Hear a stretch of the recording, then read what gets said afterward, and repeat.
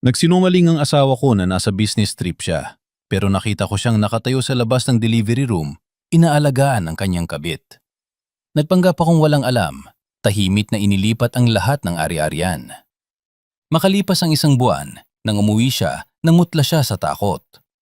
Ang tunog ng mga gulong ng stretcher ay umalingaw-ngaw sa puting pasilyo ng ospital. Ang matapang na amoy ng disinfectant sa ospital ay tumagos sa ilong ko. Isang amoy na mas matagal ko nang kasama kaysa sa amoy ng lutuin sa kusina. Pasado 2:00 na ng madaling araw. Dapat ay matagal lang tapos ang night shift ko. Kung hindi lang dahil sa isang komplikadong brain tumor na kailangang operahan agad.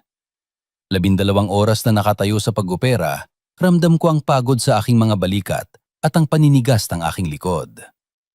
Ako si Lara, ang nangungunang neurosurgeon sa Manila Medical Center. Ang trabaho ko ay agawin ng buhay mula sa kamatayan, isang trabahong nangangailangan ng ganap na katumpakan at isang matatag na puso. Pagod akong naglakad patungo sa elevator. Inaasam na makahiga sa folding bed sa aking on-call room. Nag-vibrate ang telepono ko. Mensahe mula kay Paolo, ang asawa ko. Tapos ng meeting, grabe, pagod na pagod ako, mahal.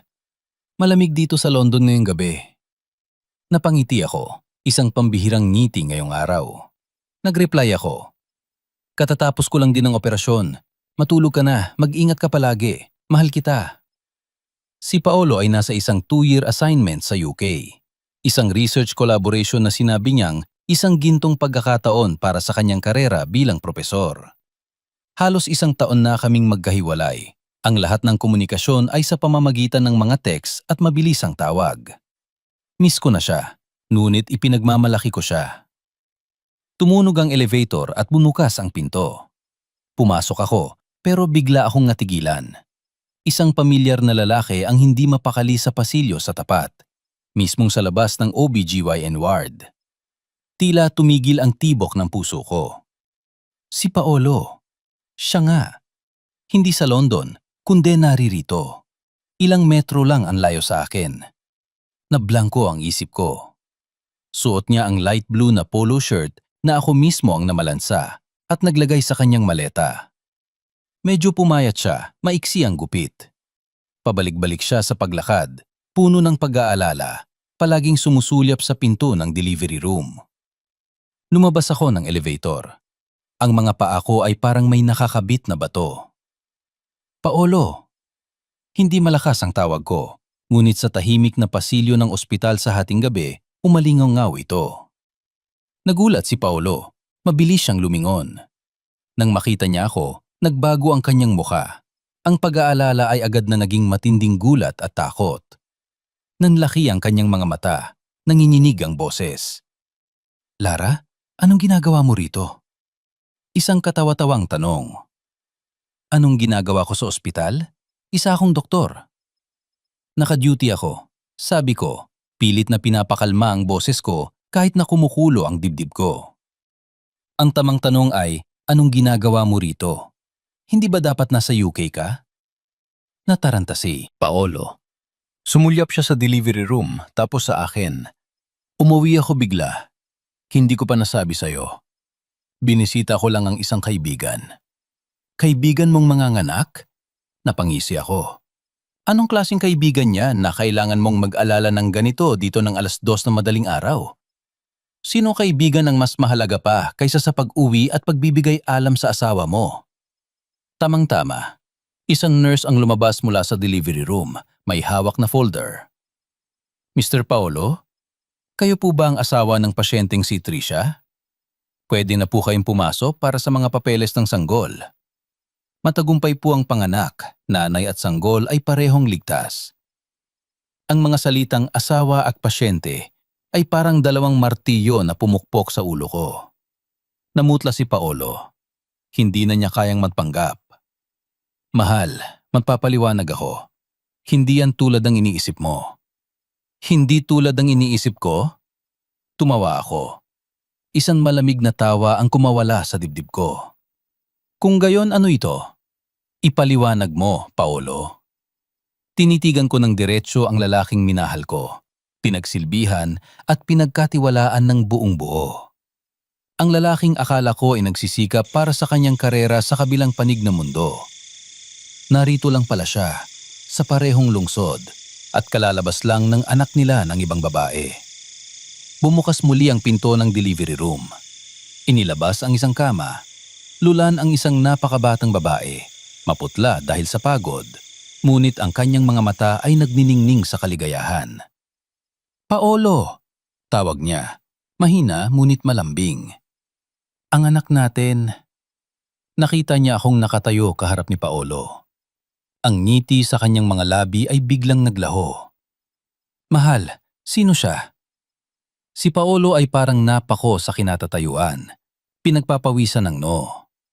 Hindi niya alam kung paano ako ipakikilala, bilang asawa o bilang kaibigan. Siya si Dr. Lara. Sa wakas ay nasabi niya. Isang kasamahan dito sa ospital. Kasamahan. Inulit ko ang salita. Napakapait sa lalamunan ko. 10 taon kaming mag-asawa. 10 taon ng sakripisyo. At ngayon, isa na lang akong kasamahan. Ang babaeng nagngangalang Tricia ay tila nakahinga ng maluwag. Ngunit ang kanilang kasiyahan ay hindi nagtagal. Ang head ng OBGYN ay nagmamadaling lumapit. Ang muka ay seryosong-seryoso. Mr. Paolo, kayo ang ama ng bata, tama? Opo. Opo, ako nga po. Bakit po, Dok? Ayos lang ba ang anak ko? Nagmamadaling tanong ni Paolo. Ang sanggol ay nagpapakita ng mga senyales ng seizure. Kakakuha lang namin ng emergency fontanelle ultrasound. Huminto ang doktor at tumingin sa akin. Dr. Lara, buti na lang at narito pa kayo. Agad akong lumingon sa kanya. Pilit na isinasantabi ang personal kong problema. Anong problema, Chief? Nakakita kami ng isang malaking bukol sa brain ventricle ng bagong silang na sanggol. Napakalaki nito at seryoso ang pag-ipit sa mga nerve. Humarap siya kay Paolo. Kailangan nating operahan agad. At ang kaisa-isang tao sa ospital na ito o marahil sa buong Pilipinas na kayang gawin ang ganito kakumplikadong operasyon sa isang bagong silang ay si Dr. Lara. Ang kabalintunan ng tadhana ay nagtulak sa akin na matawa. Si Paolo at Tricia ay natulala. Namutla si Tricia, walang bahid ng dugo. Tumingin siya sa akin tapos kay Paolo. Ang kanyang mga mata ay mula sa gulat ay naging takot. Si Paolo pagkatapos ng ilang segundong pagkatulala ay sumugod sa akin. Hinawakan ng mahigpit ang braso ko. Ang kanyang mga kamay ay nanginginig at malamig. Lara, kailangan mong iligtas siya. Kailangan mong iligtas ang anak ko. Sigaw niya, nakalimutan na ang pagtatago. Nakikiusap ako sa iyo, Lara. Ikaw ang pinakamahusay na doktor. Malamig kong tinitigan ang kamay na nakahawak sa akin. Ang kamay na ito na yumakap sa akin na nangako sa akin. Nayon nagmamakaawa itong iligtas ko ang anak niya sa kanyang kabit. Ang pasyente ay responsibilidad ko. Inalis ko ang kamay niya. Ang boses ko ay walang emosyon. Kahit sino pa man ang ama niyan, gagawin ko ang lahat ng makakaya ko. Iyon ang aking sinumpaang tungkulin. Humarap ako sa head ng OB. Ihanda ang operating room. Ilipat ang sanggol sa neurosurgery department. Kailangan ko ang pinakamahusay na team ko. Agad-agad. Hindi ko na muling tiningnan si Paolo o ang babaeng si Tricia. Naglakad ako palayo. Isinuot muli ang aking puting coat. Sa sandaling ito, hindi ako si Lara, ang asawang pinagtaksilan. Ako si Dr. Lara at mayroon akong isang napaka-critical na neonatal brain surgery na naghihintay. Napakaliwanag ng ilaw sa operating room. Direktang tumatama sa munting katawan na nakahiga sa mesa. Ang sanggol ay ilang oras pa lang na nabubuhay, kasing liit ng isang kuting. Ang dibdib ay marahang tumataas baba sa tulong ng isang ventilator. Ang bukol ay mas malaki pa kaysa sa nakita sa ultrasound. Ito ay nasa isang mapanganib na lokasyon, nakapulupot sa mahahalagang nerves at pumipiga sa motor center. Isang maliit na pagkakamali, 1 milimetrong panginginig ng kamay, at ang sanggol na ito ay mamamatay sa operating table. O kung mabuhay man, ay magiging isang vegetable na lang. Inalis ko ang lahat ng distraksyon. Wala si Paolo, wala si Tricia, wala ang pagtataksil. Sa isip ko ngayon, tanging ang anatomy, ang bukol, at ang napakarupok na buhay na ito. Tumagal ang operasyon ng 14 na oras. Nang ilagay ko ang huling tahi, madaling araw na ng sumunod na araw. Ang bukol ay matagumpay na natanggal, isang himala. Ang tibok ng puso ng sanggol ay nanatiling matatag. Ngunit hindi pa ako maaring magpahinga. 3 iba pang operasyon ang naka-schedule. Lahat ay mahihirap na kaso na naghihintay sa akin. Nakatikim lang ako ng isang basong tubig na may asukal, nagpalit ng bagong set ng scrubs at nagpatuloy sa trabaho. Ganoon kabilis ako nilamon ng sistema ng ospital. 36 na oras na tuloy-tuloy na may 4 na nakakabaling butong brain surgery. Nang lumabas ako sa huling operating room, halos wala na akong maramdaman sa aking mga paa. Ang katawan ko ay laspag na, ngunit ang utak ko ay kailangang manatiling alerto. Naghihintay pa rin doon sina Paolo at Tricia. Pareho silang mukhang pagod. Maitim ang ilalim ng mga mata. Ang ina ni Paolo, ang babaeng tinawag kong nanay sa loob ng 10 taon, ay naroon na rin. Yakap-yakap niya si Tricia, pinapatahan ito. Nang makita niya ako, agad siyang tumayo, ngunit ang tingin niya sa akin ay hindi na tulad ng dati. Tapos na ang operasyon. Anunsyo ko. Ang boses ko ay paos dahil sa pagod at uhaw. Natanggal na namin ng buwang bukol. Ang sanggol ay lampas na sa panganib. Nakahinga ng maluwag si Paolo. Sila ni Tricia ay nagkatinginan ng may kagalakan. Salamat, Lara. Alam kong magagawa mo. Mabilis na sabi ni Paolo, puno ng pasasalamat. Si Tricia ay lumuluhan na rin. Salamat, doktora. Pero pinutol ko ang kanilang selebrasyon. Ang mga ngiti sa kanilang mga mukha ay agad na nganigas. Huminga ako ng malalim. Kahit ayaw kong sabihin, kailangan kong ipaalam ang katotohanang medikal. Gayunpaman, napakalaki ng bukol. Matagal nitong naipit ang motor nerves habang nasa sinapupunan pa. Kahit na natanggal na natin ang pressure, ang posibilidad ng permanenteng pinsala sa utak ay napakataas. Kumunot ang noo ni Paolo. Permanenteng pinsala? Anong ibig mong sabihin? May mataas na panganib ng cerebral palsy, diretso kong sinabi. Base sa mga medical journal sa buong mundo, para sa ganitong uri ng bukol sa ganitong lokasyon, ang prognosis ay 90% na mag-iiwan ito ng permanenteng epekto. Ang bata ay maaring hindi makalakad o makakilos ng normal. Kailangang maghanda ang pamilya. Nagsalita ako bilang isang doktor na naguulat ng isang hindi maiiwasang medical risk. Ngunit sa kanilang pandinig, ang aking mga salita ay may ibang kahulugan. Bumigat ang hangin. Ang kagalakan kanina ay naglaho. Si Tricia, ang 22 taong gulang na estudyante, ay napanganga. Ang kanyang mga mata ay nanlaki habang nakatitig sa akin. Mula sa pagkabigla, naging takot at mabilis na napuno ng matinding galit. Cerebral palsy? Sigaw niya. Ang matinis na tunog ay umalingaw-ngaw sa pasilyo. Sinasabi mong magkaka-cerebral palsy ang anak ko? Bigla siyang gumamit ng ikaw sa akin, isang pagbabago sa tono na puno ng hamon. Ikaw! Ikaw ang may gawa nito! Itinuro niya ako. Sinadya mong sirain ang anak ko. Naiinggit ka. Naiinggit ka dahil isa kang babaeng baog, kaya nang makita mong nagkaanak ang asawa mo sa akin, gumawa ka ng masama. Natigilan ako. Pagkatapos ng 36 na oras ng pagsagit ng buhay, ito ang natanggap ko? Ang akusasyong baog? Ang binan ko, na palaging nangungulit sa akin tungkol sa pagkakaroon ng anak, ay sumabat na rin. Diyos ko po, paano mo nagawang maging ganito kalupit, Lara? Nagkamali lang si Paolo. Bilang asawa, dapat ay mapagparaya ka. Pero ikaw, nagawa mong saktan ang sarili kong apo. Babaeng walang konsensya. Tumingin ako kay Paolo, ang lalaking pinagsilbihan ko ng aking kabataan, pati na ang kakayahan kong maging ina para lang suportahan ang kanyang karera.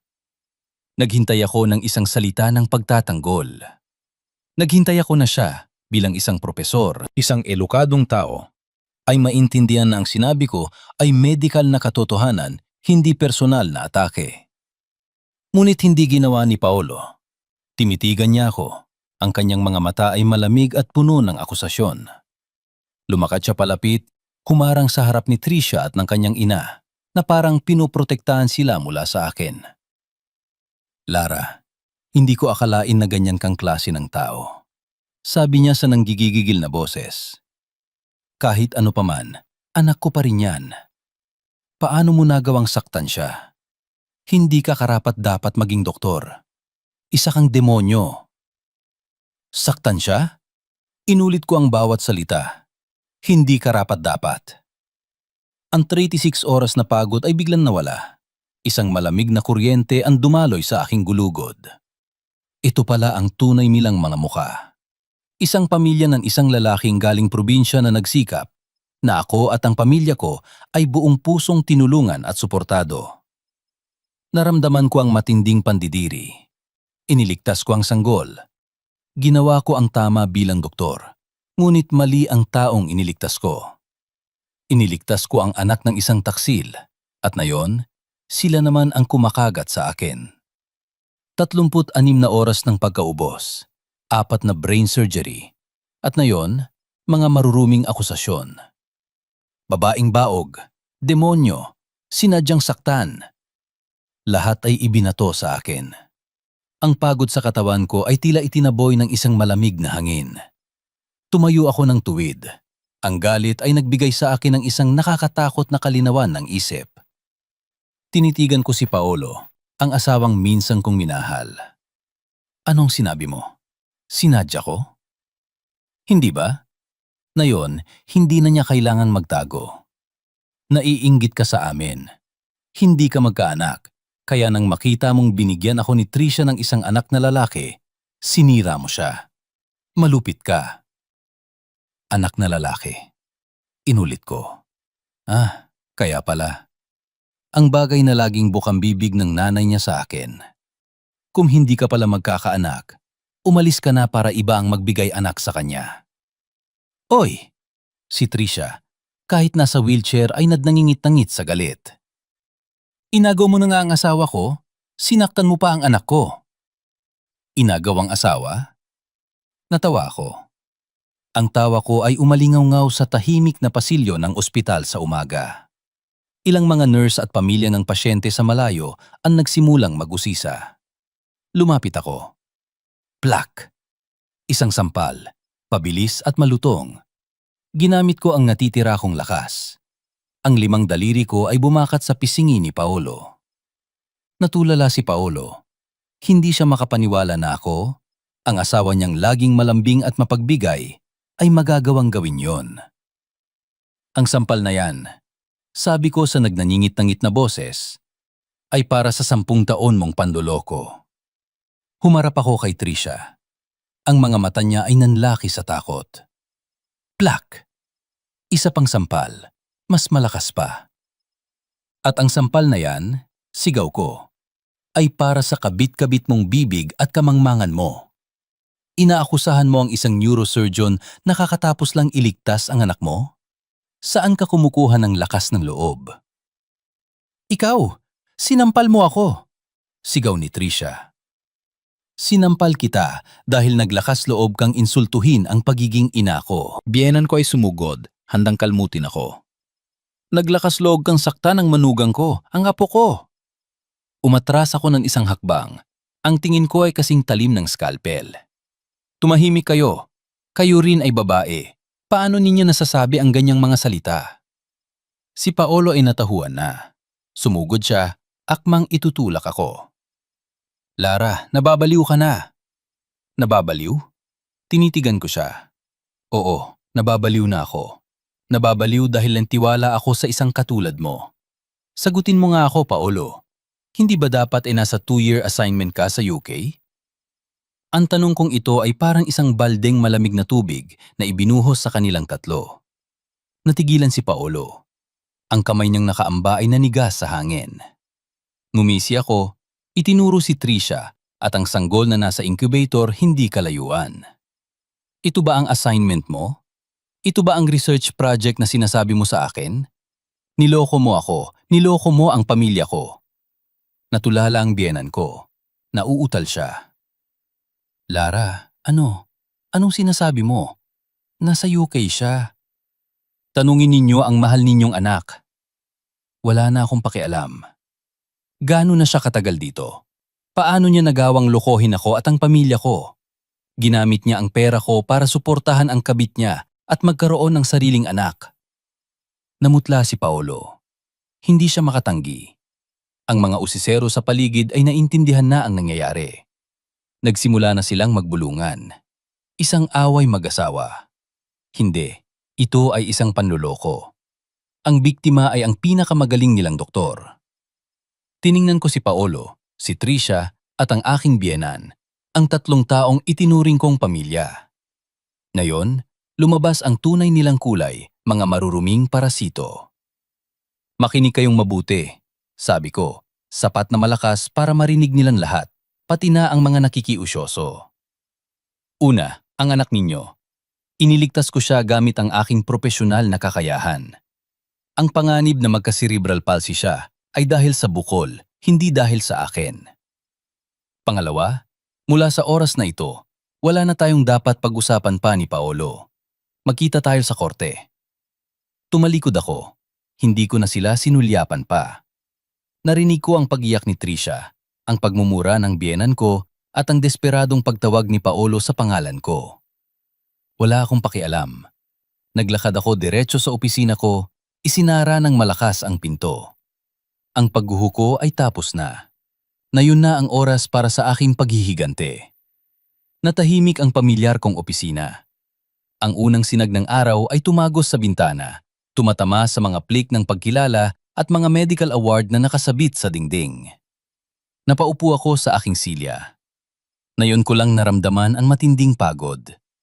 Ngunit ang isip ko ay mas malinaw kaysa dati. Ang imahe ni Paolo, ang probinsyanong nagsikap, ay bumalik sa isip ko. Nakilala ko siya noon kami ay mga medical resident pa. Ako ay anak ng isang kilalang pamilya ng mga doktor. Si Paolo, tulad ng lagi niyang ipinagmamalaki, ay isang mahirap na taga-probinsya. Walang dala, kundi talino at pagnanais na umasenso. Nakita ko roon. Noong una, tumutol ang pamilya ko. Ang aking ama, si Dr. Antonio Revilla, isang haligi sa industriya ng medisina, ay mabilis makabasa ng tao. Sinabi niya, "Anak, ang mga mata ng lalaking yan ay hindi tapat. Masyadong malaki ang ambisyon niya. Hahamakin niya ang lahat." Ngunit sinuway ko ang aking ama. Mahal ko si Paolo. Nagpakasal kami. Ginamit ko ang ipon ko at tulong ng magulang ko para bilhin ang villa namin sa Alabang Hills. Gusto ni Paolo na mag-PhD. Sinuportahan ko siya. "Mag-focus ka sa pag-aaral. Ako na ang bahala sa pera." Nagtrabaho ako na parang makina. Bukod sa ospital, nagturo ako at nagsulat ng mga libro. Nang mabuntis ako 5 taon na ang nakalipas, ginagawa ni Paolo ang kanyang pinakamahalagang disertasyon. Nang ibalita ko sa kanya, hindi siya natuwa. Kumunot ang noo niya. "Mahal, nasa kalagitnaan ako ng ginagawa ko. Ikaw naman, malapit nang ma-promote. Baka makasagabal ang bata. Pwede bang mamaya na?" Ang mamaya na niya ay nangangahulugang ipaabort ang bata. Umiyak ako. Ngunit dahil mahal ko siya, dahil naniwala ako sa pangako niyang magkakaroon tayo ng isang buong basketball team, nagtiis ako at pumayag. Hindi ko alam na ang procedure na yon ay madudulot ng komplikasyon. Sinabi ng doktor na ang tsansa kong mabuntis ulit ay halos 0 na. Itinago ko ito kay Paolo. Natakot akong madismaya siya. Tahimik kong tiniis ang sakit. At nayon, siya at ang kabit niya ay naglakas loob na gamitin ang salitang baog para insultuhin ako. Ang kirot at galit ay kumukulo sa dibdib ko. Hindi lang pera ko ang ninakaw niya. Minakaw niya ang kaisa-isa kong anak, ang karapatan kong maging ina. Nang matapos siya sa PhD, gusto niya ng posisyon sa Universidad ng Pilipinas. Pangarap niya raw yon. Ang aking ama, na dating tumutol sa kanya, ay napilitang gamitin ang mga koneksyon na inipon niya sa buong buhay niya dahil sa pagmamahal sa akin. Ginamit niya ang kanyang impluensya at utang na loob. Ipinakilala niya si Paolo sa mga taong may kapangyarihan. Mabilis na na-appoint si Paolo bilang associate professor at naging propesor. Siya ang pinakabatang propesor sa universidad. Naging mayabang siya. Inakalang lahat ay dahil sa talento niya. Nakalimutan niya na kung wala ang padrino mula sa pamilya ko, isa pa rin siyang ordinaryong PhD na naghihintay ng turno. At ang London assignment ay ang aking ama rin ang nagayos. Ginamit niya ang mismong baluti na ibinigay ng pamilya ko para lokohin ako, para bumuo ng bagong pamilya. Nakahanda na siya. May anak na siyang lalaki, may batang kabit. Naghihintay na lang ng tamang oras para sipain ako. Ang panlulokong ito ay hindi isang pagkakamali. Ito ay isang kalkuladong plano sa loob ng maraming taon. Nagnitnit ako. Hindi na tumulo ang luha ko. Kung nagplano siya, magpaplano rin ako. Kung gusto niya ng giyera, bibigyan ko siya ng giyerang hindi niya malilimutan. Masyado na siyang maraming kinuha sa akin. Oras na para bawiin ang lahat. Tinawagan ko ang head ng department na matalik na kaibigan ng aking ama. Tito, pilit kong pinakalma ang boses ko. May maluba akong problema sa pamilya. Si Paolo, may anak siya sa iba. Kaopera ko lang sa sanggol. Natahimik ang kabilang linya. Diyos ko, mag-leave ka muna Lara, 2 months. Sunod kong tinawagan ng abogado ko, si Miguel. Si Miguel ay dating doktor na naging abogado, eksperto sa komplikadong annulment at medical cases. Matalas, walang puso at galit sa kasinungalingan. Miguel, si Lara to. Doktor Lara, bakit ka napatawag ng maaga? Gusto kong mag-file ng annulment at kailangan ko ng tulong mo, agad-agad. Ikinuwento ko ng mabilis. Nangaliwa siya, nagkaanak kalabas habang kasal kami. Gusto kong i-freeze lahat ng assets, na yun na. Naghihinala akong ililipat niya ang pera. May ebidensya ka? Meron, hindi may tatanggi. Pero wag muna ngayon. I-file mo muna ang petition for preservation of assets. Lahat ng joint accounts, lahat ng real estate. Okay, isend mo sa akin ang listahan. Agad akong nag-email. Ang villa sa Alabang Hills, lupa ng magulang ko pinagtulungan ng pagpapatayo. Ang kondo sa Rockwell Center, pre-marital property, binili ng magulang ko pero tanga akong pinatira ang binan ko. 2 sasakyan. At 3 joint bank accounts kung saan ko idineposito ang halos lahat ng sahod at ipon ko. Ang kabuuang conjugal assets ay tinatayang hindi bababa sa 100 milyon pesos. Tinawagan ko ulit si Miguel. Imbestigahan mo pa. Malamang may private account siya. Minsan siyang nagyabang tungkol sa Professor's Secret Fund. Baka isang Swiss bank branch sa BGC. Nakuha ko. Haharangan ko ang lahat ng daan niya. Gusto niya ng anak na lalaki, ng bagong pamilya? Sige, bubuhayin niya sila mula sa wala. Tulad ng inaasahan ko, 1 linggo makalipas, nag-text si Paolo. Hindi ko sinagot. Anong ginawa mo sa mga account? Tumawag siya ng paulit-ulit. Na-block ko na ang numero niya. At 2 linggo pagkatapos ma-freeze ang lahat, nakatanggap ako ng summons. Si Paolo ang nag-file ng annulment. Inunahan niya ako o yun ang akala niya. Nakaharap ko si Miguel sa opisina niya. Nakalatag sa mesa ang petisyon ni Paolo. Siya ang nagdemanda sa'yo, sabi ni Miguel. Hinihiling niya ang annulment dahil sa irreconcilable differences. At higit sa lahat, hinihingi niya ang 50% ng conjugal properties. 50%? Napangisi ako. Oo, kumpiyansa siya. Sinasabi niya sa petisyon na siya ang main breadwinner bilang isang top professor, habang ikaw ay isa lamang doktor na may unstable na trabaho. Pinarating pa niya na ikaw ay may psychological instability, baseless jealousy. Akala niya wala akong ebidensya. Eksakto. Akala niya ang nangyari sa ospital ay sabi-sabi lang. Nagkakamali siya. Dahan-dahan kong binuksan ang bag ko. Naglabas ako ng isang maliit na ziplock bag. Sa loob, may ilang hibla ng buhok. Buhok ni Paolo. Galing sa suklay niya sa bahay. Naglabas ako ng isa pang mas maliit na ziplock. Sa loob, may ilang manipis na buhok ng sanggol. At ito, sabi ko, ay buhok ng bagong silang na sanggol. Kinuha ko noong inahitan. Ko ang ulo niya para sa operasyon. Standard procedure yon para sa absolute sterility. Tumingin sa akin si Miguel, ang dating doktor, nang may paghanga. Naiintindihan niya ang ginawa ko. DNA, sabi ni Miguel. Isang fatal na suntok. Tama, tumanggo ako. Gusto kong siya mismo ang pumasok sa bitag. Hayaan mo siyang maging arogante. Hayaan mo siyang humingi ng 50%. Gusto kong sa harap ng hukom, buong tiwala siyang hihingi. At pagkatapos ay ipapakita ko sa kanya na hindi lang siya walang makukuha, kundi lalabas siyang may kasong concubinage. Gusto mo bang mag-countersue ngayon na? Huwag muna. Hayaan mo siyang idemanda ako. Hayaan mo siyang ibaon ang sarili niya. Ang unang pagdinig ay isang mediation lang. Dumating si Paolo. Mukha siyang haggard pero pilit na pinapanatili ang postura ng isang propesor. Kasama niya ang isang mukhang bagitong abogado. Tumingin siya sa akin. Ang mga mata niya ay puno ng galit. Siguro hindi niya maintindihan kung bakit ako kalmado. Tinanong ng judge, Mr. Paolo, sigurado pa ba kayo sa hiling ninyong annulment at 50% hatian ng ari-arian? Tumikhim si Paolo.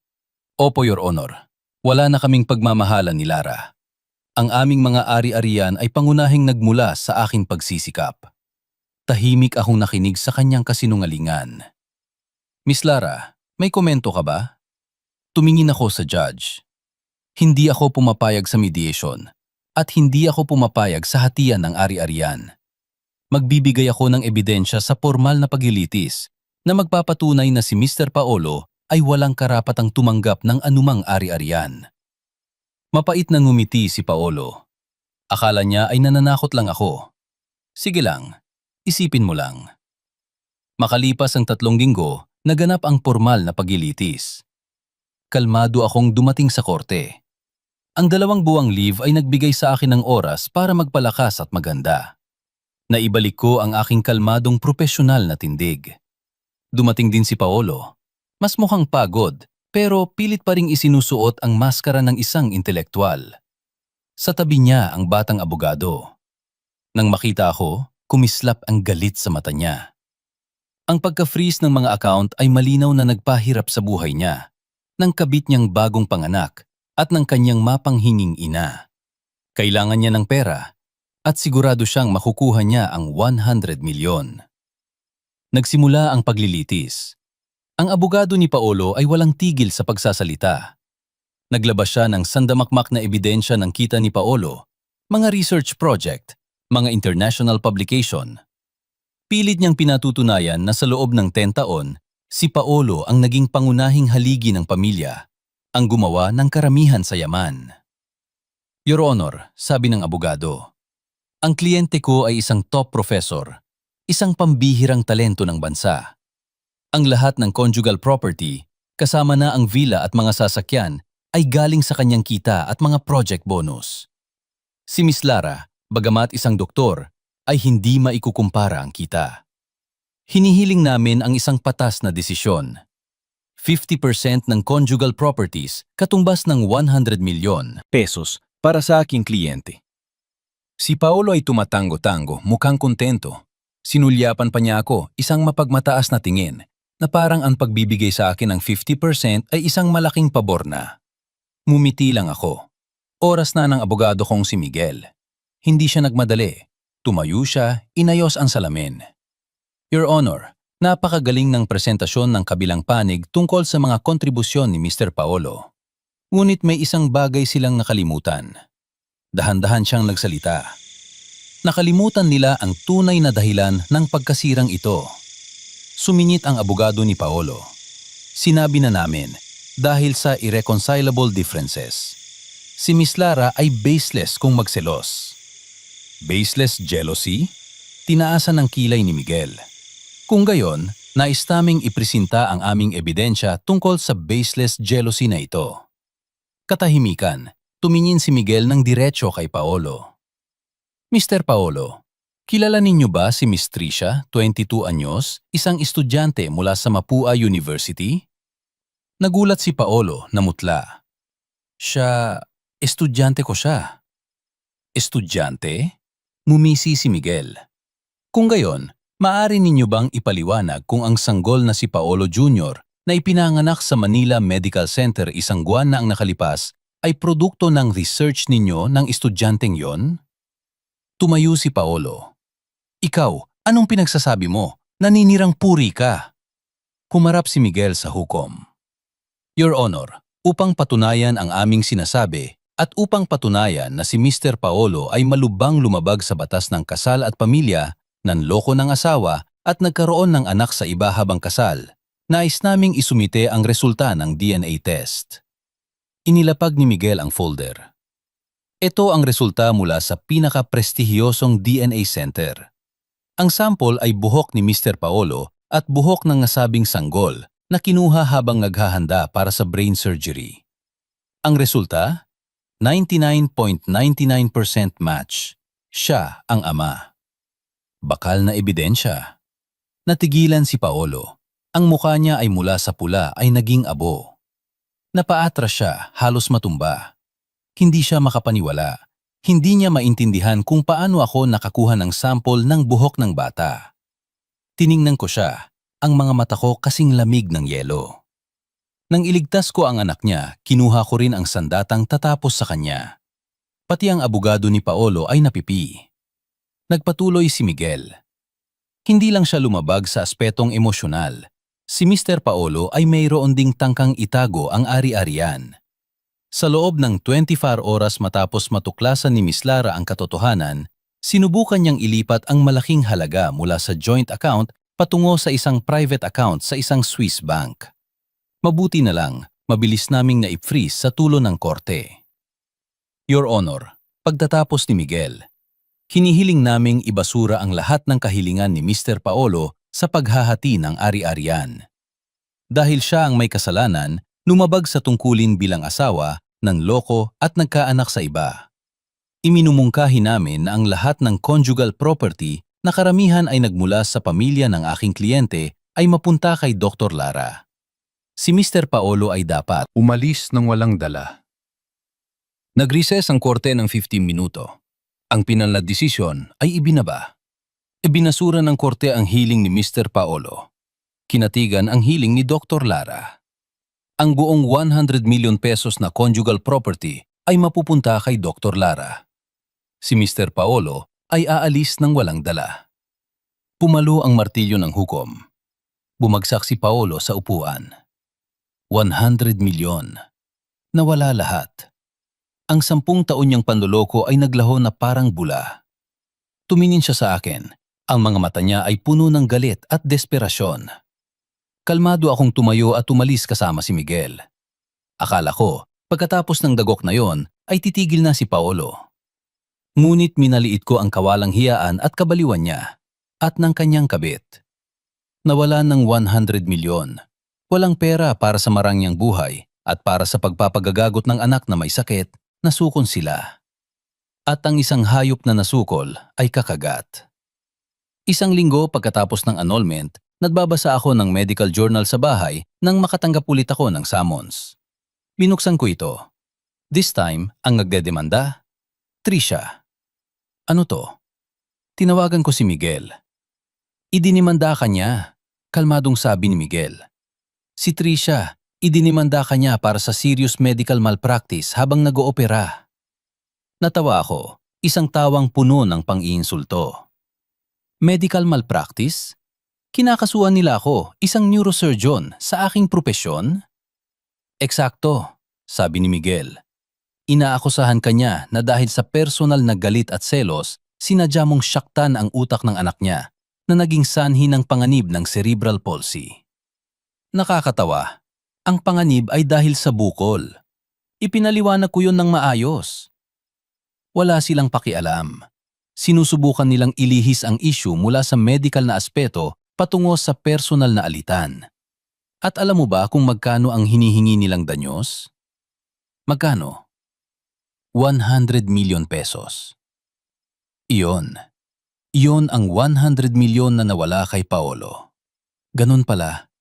Hindi nila makuha sa harapang paraan, kaya susubukan nilang dumaan sa likod. Iniisip nilang magagamit nila ito para siraan ang reputasyon ko. Pilitin akong magbayad para sa katahimikan. Posible, sabi ni Miguel. Ito ay isang maruming laro. Hindi sila umaasang manalo. Ang target nila ay ang iyong reputasyon bilang doktor. Kapag kumalat ang balitang si Dr. Lara ay kinasuhan ng 100 million dahil sa sinadyang pagpinsala sa anak ng kabit, maaapektuhan ng malubha ang karera mo. Ang publiko, hindi nila iintindihin ang teknikalidad. Gusto lang nila ng drama.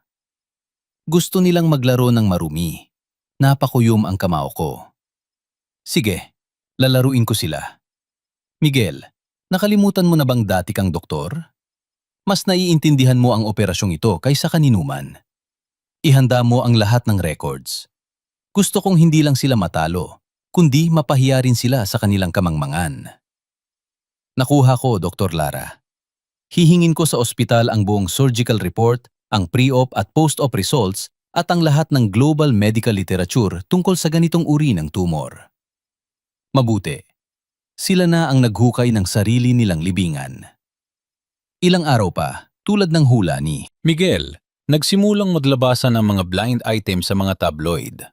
sikat na doktora, inakusahan ng pananakit sa anak ng kabit ng asawa. 100M lawsuit, yayanig sa mundo ng medisina.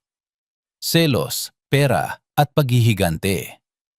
Sinusubukan nilang wasakin ako, ngunit hindi ako basta-basta matitinag. Naglakas loob silang galawin ang scalpel ko, kaya ipapakita ko sa kanila kung gaano nakakatakot ang katumpakan ng medisina. Ang paglilitis para sa medical malpractice ay mas mainit kaysa sa annulment. Maraming reporter ang dumalo. Naamoy nila ang drama. Si Trisha ay itinulak papasok sa courtroom sakay ng wheelchair. Maputla, mukhang mahina, umaarteng biktima.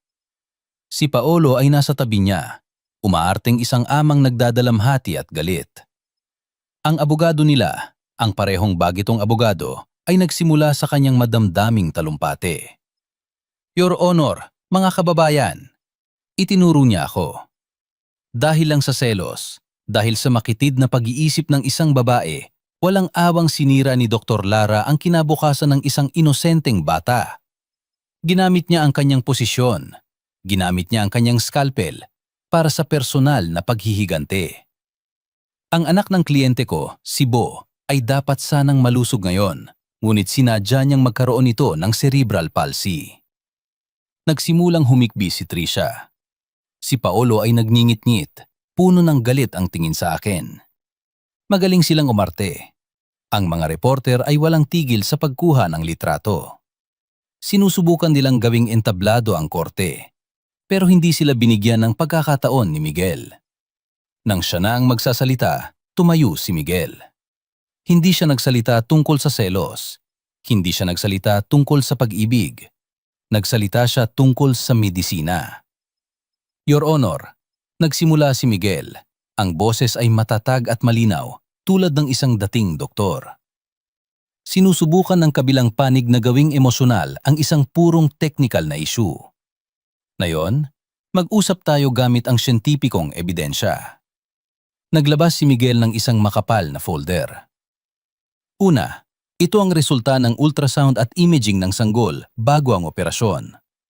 Itinuro niya ang film. Makikita ninyo ang bukol, isang ventricular tumor na may sukat na 8 by 10 centimeters, halos sakupin ang buong utak ng isang bagong silang. Malubha nitong naipit ang motor nerves. Pangalawa, nais naming sipiin ang 5 pinakabagong clinical studies mula sa New England Journal of Medicine at sa American Association of Neurological Surgeons. Itinaas ni Miguel ang mga dokumento. Para sa ganitong uri ng tumor, sa ganitong laki, sa ganitong lokasyon, ang tsansang mabuhay pa lang ay isang himala na. At kahit na maging perpekto ang operasyon, ang tsansa na mag-iwan ito ng permanenteng pinsala tulad ng cerebral palsy dahil sa matagal na pagkaipit ng utak habang nasa sinapupunan ay 90%. 90%. Ang numerong yan ay mula sa pangdaigdigang medical literature, hindi imbento ni Dr. Lara. Pangatlo, ito ang detalyadong surgical report ng 14 oras na operasyon. Binuklat ni Miguel ang bawat pahina. Bawat hakbang, mula sa paghiwa, pagtanggal ng bukol, pagkontrol ng pagdurugo, lahat ay perpekto. Ginawa ni Dr. Laran isang bagay na iilan lang na doktor sa buong mundo ang makakagawa. Ang matagumpay na pagtanggal ng napakalaking bukol nang hindi nakakasira ng ibang nerves. Huminto si Miguel. Tinitigan niya sina Tricia at Paolo. Sabi ng kabilang abogado, malupit si Dr. Lara. Itatanong ko, kung gusto niyang saktan ng bata, bakit hindi na lang siya tumanggi sa operasyon? O bakit hindi niya pinabagal ng isang oras? O bakit hindi niya sinadyang dumulas ng 1 milimetro? Patay na sana ang bata sa mesa. Hindi. Dahil isinantabi ni Dr. Lara ang personal na galit, sinunod ang kanyang Hippocratic Oath at ginamit ang buong talento niya, kaya't ang sanggol ay buhay pa hanggang ngayon. Ang katotohanang may panganib siyang magka-cerebral palsy ay resulta ng kanyang sakit, hindi ng pagkakamali ng doktor. Ang tanging may pagkakamali rito ay ang mga taong walang utang na loob na sinisiraan pa ang taong nagligtas sa buhay ng kanilang anak. Umalingaw-ngaw ang boses ni Miguel. Natameme sina Tricia at Paolo. Ang abogado nila ay hindi makapagsalita. Mabilis ang desisyon ng korte. Ibinasura ang buong kaso ni Tricia. Ang operasyon ni Dr. Lara ay napatunayang sumunod sa tamang proseso at walang medical malpractice. Si Tricia pa ang inutusang magbayad ng danyos perwisyo kay Dr. Lara para sa pagsira sa kanyang reputasyon. Si Tricia ay sumigaw ng malakas bago himatayin. Si Paolo ay sumugod sa kanya. Ang mukha ay walang kulay. Nanalo ulit ako. Hindi lang ang pera ko ang naibalik, kundi pati na rin ang pinakamahalagang bagay, ang dangal ko bilang isang doktor.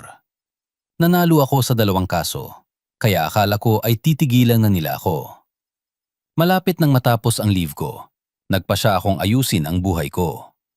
Simula sa via sa Alabang.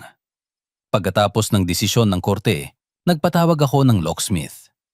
Itinapon ko ang lahat ng damit at gamit ni Paolo sa malalaking basurahan. Nililinis ko ang sala nang marinig ko ang doorbell, paulit-ulit, puno ng galit, na sinundan ng malalakas na kalabog sa pinto. Tiningnan ko ang security camera, ang dati kong biyenan. Nakapamiwang siya, namumula ang muka at nagmumura. Hayop ka! Buksan mo to! Nagpalit ka ng kandado? Ninanakaw mo ang bahay ng anak ko? Buksan mo kundi sisirain ko to. Kalmado kong binuksan ang intercom. Dinang, umalis na po kayo. Bahay ko po ito. Hindi na ito bahay ng anak ninyo. Ano? Nabigla siya, lalong nagalit. Bahay to ng anak ko. Si Paolo ang nagpagawa nito. Isa ka lang palamunin. Lumayas ka sa bahay ko. Dapat po kayong mag-update, sabi ko. Nagdesisyon na po ang korte. Si Paolo po ay umalis ng walang gala. Ang bahay na ito ay 100% sa akin. Wala na kayong karapatan dito. Anong korte? Nagkutsabahan kayo. Hindi ako naniniwala. Sigaw niya. Tatawag ako ng pulis. Sasabihin kong inaagaw mo ang ari-arya namin. Dinukot niya ang telepono at tumawag sa 1117. Pulis, pumunta kayo rito sa 15X Street. Yung manugang ko, inaagaw ang bahay ng anak. Ko, pinalalayas niya ako! Mga magnanakaw! Nakibit-balikat lang ako, pinatay ang intercom at nagtimpla ng tsaa. Makalipas ang 15 minuto, dumating ang patrol car. 2 pulis ang gumaba. Ang dati kong biyenan ay agad na umarte. Mga sir, tulungan ninyo ako. Yung manugang ko, inaagaw ang bahay. Hindi ako pinapapasok. Diyos ko po! Kumatok ang isang pulis. Binuksan ko ang gate. Magandang araw mga sir. Ako po si Lara, ang may-ari ng bahay na ito. Ma'am Lara, nakatanggap kami ng ulat mula sa ginang na ito na inaagaw ninyo raw ang bahay ng anak niya. Ano po ang nangyari? Naku sir, numiti ako. Mukhang nagkamali lang po si nanay. Pumasok ako at kinuha ang isang folder. Una, ito po ang titulo ng bahay. Nakapangalan sa akin, Dr. Lara Revilla. Pangalawa, ito po ang pinala desisyon ng Regional Trial Court. Itinuro ko ang naka-highlight na linya. Ang desisyon, dahil sa malubang paglabag ni Mr. Paulo sa kasal, ang lahat ng conjugal property kasama ang bahay na ito ay napupunta sa akin. Wala na siyang anumang karapatan sa bahay na ito. Binasa ng pulis ang mga dokumento, tumango. Mga sir, kakakasal lang po namin. Siya po ang dati kong biyenan. Nanggugulo po siya rito. Nagpalit ako ng kandado ng sarili kong bahay. May nilabag po ba ako?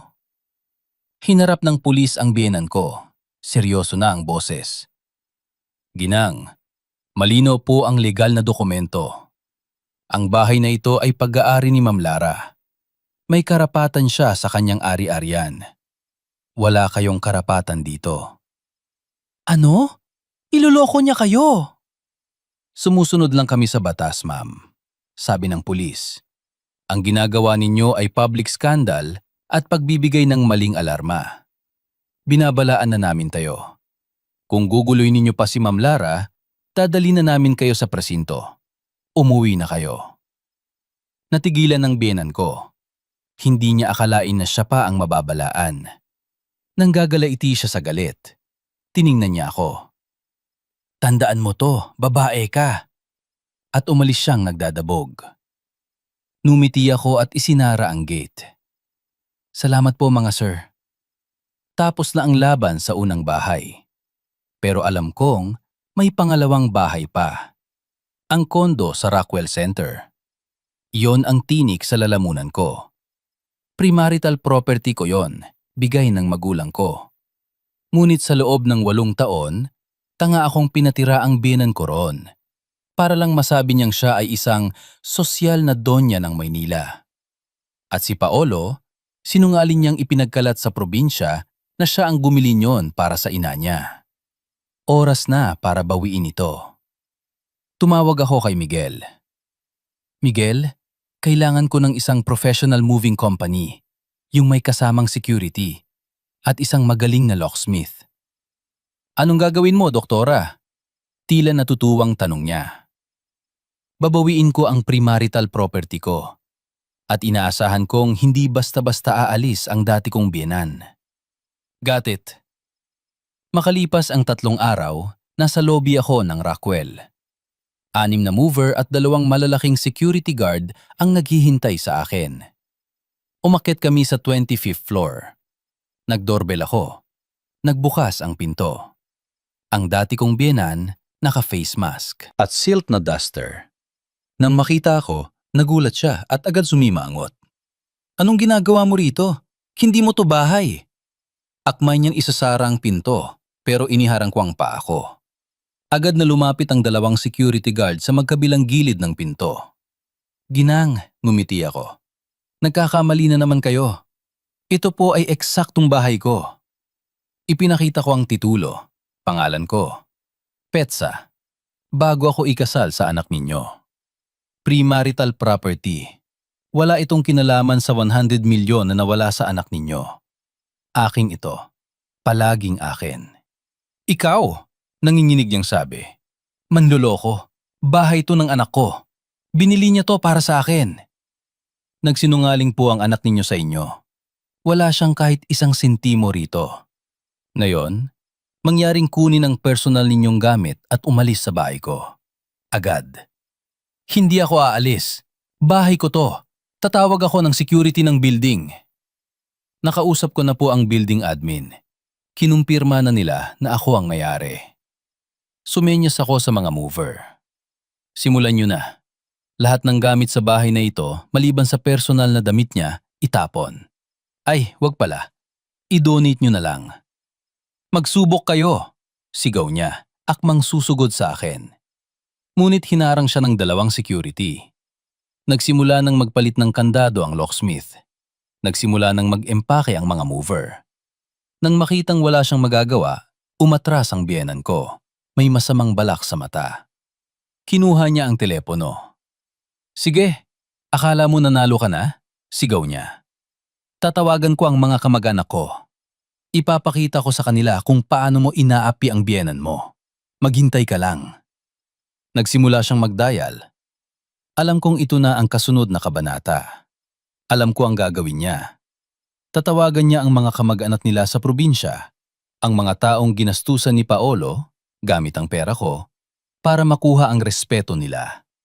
At tulad ng inaasahan, umupo siya sa sahig at nagsimulang umiyak sa telepono. Tulungan ninyo ako mga bayaw. Yung hayop na Lara na yan, pinalalayas ako. Kinukuha ang bahay ko. Pinapadala niya ang mga tao niya para saktan ako. Sabi niya mga probinsyano daw tayong lahat na mukhang pera. Tulungan ninyo ako. Isang perpektong palabas. Pinapalabas niyang sinasaktan ko siya at ginamit pa ang isyu ng pagiging probinsyano. Alam niyang maiinsulto ang mga yon. Nagkibit balikat ako. Suminya sa mga mover na magpatuloy. Tahimik akong pumasok sa banyo at nilok ang pinto. Hindi ako tanga para mangatili sa labas kapag dumating na ang mga yon. Hinanda ko ang telepono ko. 20 minuto lang, ang tahimik na hallway ng kondo ay naging magulo. Malalakas na sigawan. Nasaan ang Lara ngayon? Hayop siya. Ilabas niyo siya. Susunugin namin to. 4 o 5 lalaking mukhang basagulero ang pumasok. Nasaan si nanay? Anong ginawa nila sa'yo? Ang biyenan ko, nang makita ang mga sundalo niya, ay lalong lumakas ang pag-iyak. Ayan sila. Sila ang nananakit sa akin. Mga putina ninyo. Sigaw ng leader at sinuntok agad ang leader ng moving team. Umalis kayo rito. Nagsimula ang gulo. Ang mga mover ko, kahit may security, ay hindi umubra sa mga basagulerong kamag-anak. Nabasag ang mga gamit, sigawan, murahan.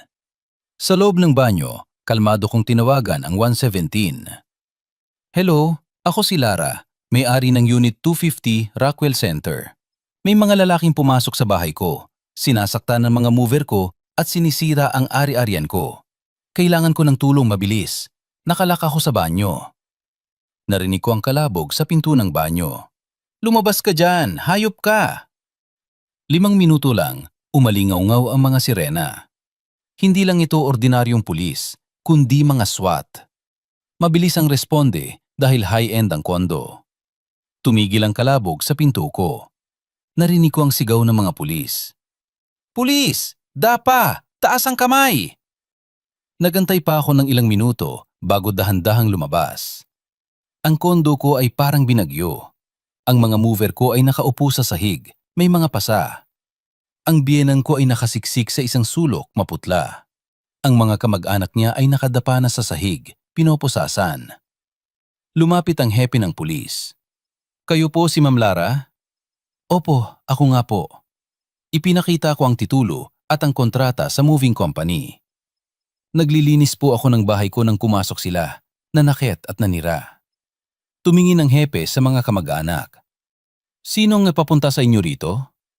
Nanginginig ang biyenan ko. Ang leader na basagulero ang sumagot. Tumawag po si nanay. Sabi inaagaw daw ang bahay niya. At naniwala kayo agad? Nanira kayo ng gamit at nanakit? Inaaresto namin kayo para sa public scandal, physical injuries at trespassing. Nang marinig ito, namutla sila. Sakto namang tumunog ang telepono ng biyenan ko. Si Paolo siguro. Hindi niya sinasagot. Sinabi ng hepe, tawagan ninyo ang kaanak ng ginang na ito. Kailangan niyang harapin ang pinsalang ginawa ng mga taong ito. Nagumiti ako. Ang anak niya po, si Professor Paolo. Sigurado pong papunta na siya. At tama nga ako. 10 minuto, dumating si Paolo, hingal na hingal. Nang makita niya ang gulo, ang nanay niyang nakasiksik at ang mga kamag-anak niyang pinoposasan, namutla siya. Anong nangyayari rito? Kayo po ba si Mr. Paolo? Sabi ng hepe. Ang nanay ninyo at mga kamag-anak ninyo ay nanira ng ari-arian at nanakit ng tao. Paano natin aayusin to? Tiningnan ako ni Paolo na parang gusto akong patayin. Pero sa harap ng pulis, Lara, bakit mo ginawa to? Natawa ako. Ang ginawa ko? Nililinis ko ang bahay ko. Tanungin mo ang nanay mo at mga kamag-anak mo kung anong ginawa nila sa bahay ko. Inilabas ko ang titulo. Alam niyang talo na siya. Nagsinungaling siya sa mga kamag-anak niya na siya ang bumili ng kondo at na yon nabisto siya sa harap nilang lahat. Bago ang lahat, sabi ng hepe, kailangan ninyong bayaran ang danyo sa moving company. Hinihingi nila ang 50,000 pesos para sa pinsala at sa mga nasaktan. 50,000? Sigaw ni Paolo. Nawalan na nga siya ng 100 milyon, kahit 50,000 ay malaki na sa kanya.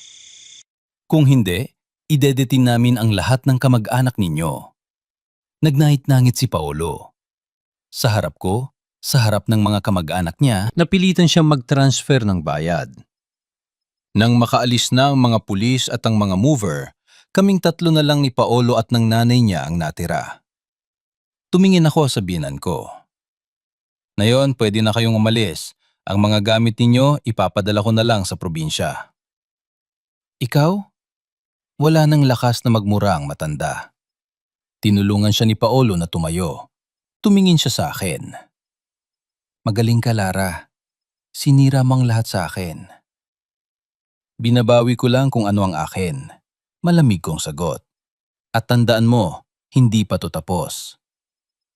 Napaalis sa 2 bahay, nawala ng 100 milyon, napahiya sa mga kamag-anak, si Paolo at ang pamilya niya ay naghirap. Lumipat sila sa isang lumang, masikip na apartment sa Caloocan. Wala ng pera, habang ang anak nilang may sakit ay patuloy na nangangailangan ng mahal na gamutan. Alam ko ang isang tulad ni Paolo ay hindi sa suko. Gagamitin niya ang pinakamaruming paraan. At sa panahon ngayon, yon ay ang social media. Malapit nang matapos ang leave ko, pabalik na sana ako sa ospital nang sumabog ang isang bagyo. Tumawag si Miguel. Lara, buksan mong internet. Na yun na, gumanti na siya. Binuksan ko ang laptop. Breaking, sikat na doktora ng MMC na nampal ng asawa at kabit sa loob ng ospital. Exclusive video. Video, baog na doktora nagwala sa selos, sinakta ng bagong panganak na kabit ng asawa. Ginawa na nga niya. Inilabas ni Paolo ang video. Ang CCTV footage mula sa ospital. Matalino ang pagka-edit. Inalis niya ang audio. Ang nakikita lang ay ako, mukhang pagod, at pagkatapos ay sinampal ko si Paolo at sinampal ko si Trisha.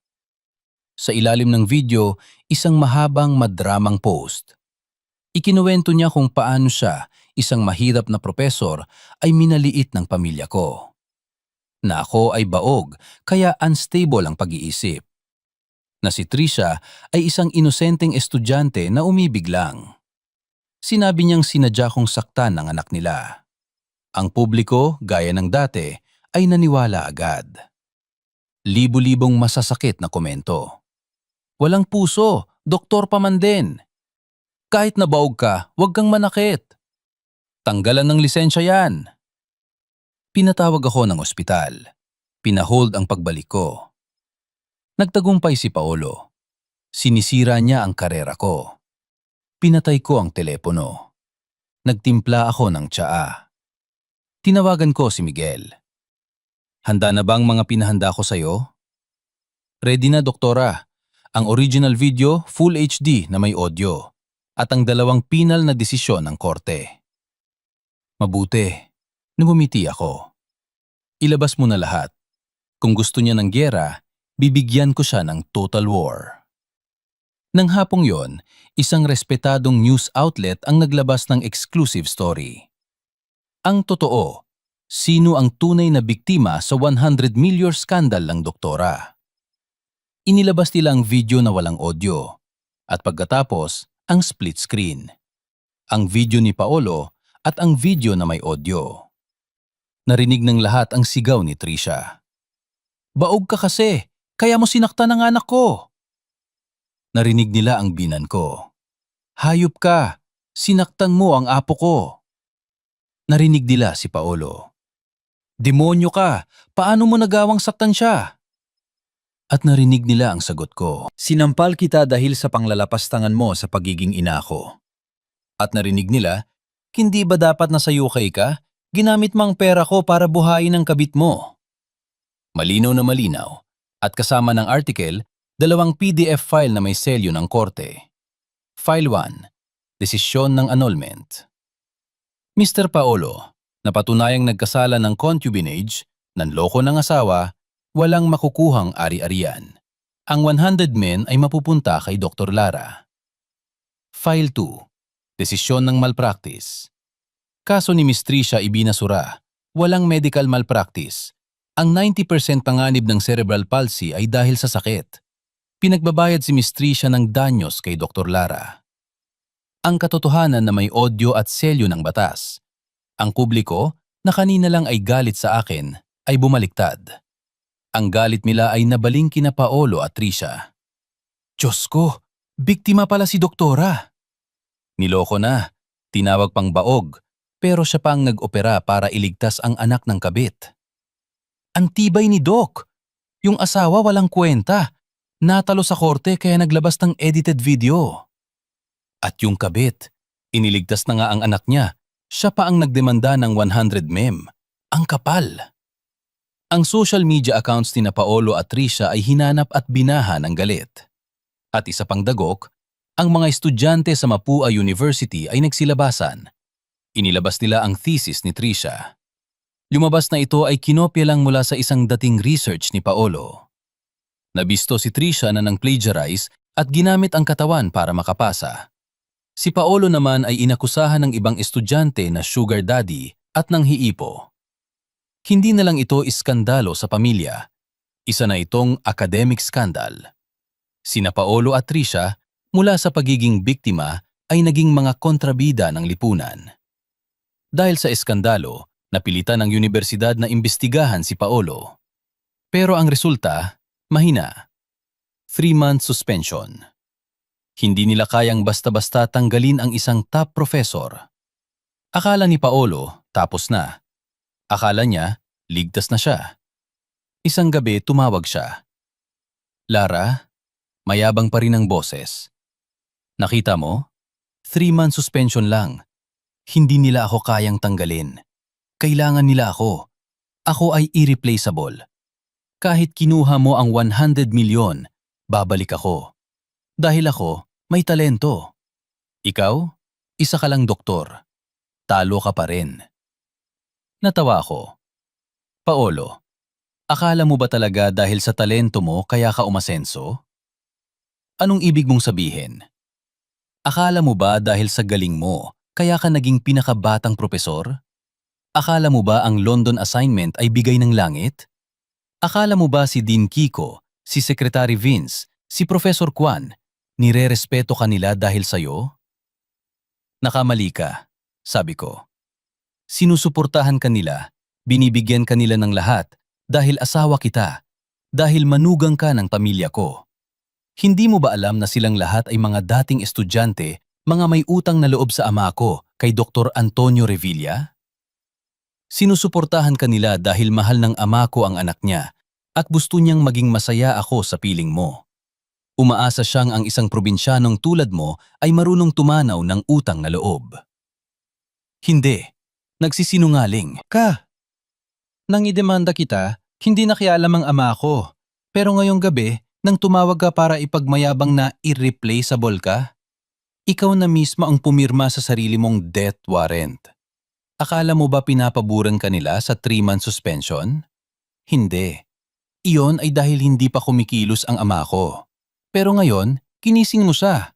Ibaba mo ang telepono at malalaman mo. Paalam, Paolo.